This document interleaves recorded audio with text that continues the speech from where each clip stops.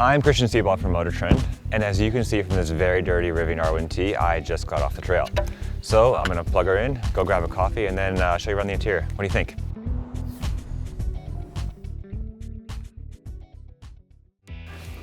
All right, so now that I've got my coffee, now that we're plugged in, let's take a look around the interior.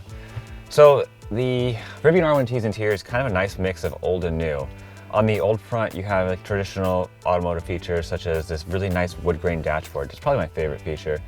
But on the new front, you have the very obvious kind of Tesla-like screens. You have a very high resolution screen for your instrument cluster, and then another one for your infotainment features in the middle. The center console is really neat. It's pretty deep, and in front of it we have this really useful kind of storage shelf, which I just noticed is actually little Rivian logos. That'll wirelessly charge your phone. In front of it we have, where my coffee's sitting, is this cup holder that pops out. To be honest, this is the only cup holder up front, and it's not enough. In back, you know, the seats aren't quite as comfortable as the front. The front seats I can happily spend literally 12 hours on the trail getting beat up in, but legroom's pretty roomy. Interior materials stay of the same quality in the back. A lot of manufacturers will cheap out on materials in the back. Rivian hasn't. And as for cup holders, there's a flip down armrest, and then you can actually, behind the armrest, roll up this little door and reach into the gear tunnel and grab whatever you need. On the center screen, we have a drive mode screen, and there are 5 drive modes: all-purpose, sport, conserve, off-road, and towing, and each of those generally has a couple other settings in there. Plus, we have multiple suspension heights.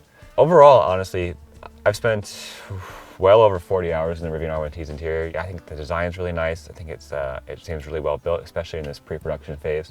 Its biggest misses are basically lack of storage. There's a good amount, but more cup holders are always welcome.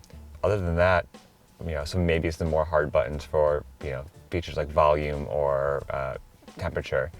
But those are things that Rivian is aware of and working on, so we shall see what the future holds. But otherwise, I mean, in all honesty, for a new automaker with their first effort off the bat, I'm generally pretty impressed with the Rivian R1T. If you want to hear more about the interior, if you want to read what it's like to drive the Rivian R1T, please head to motortrend.com for more.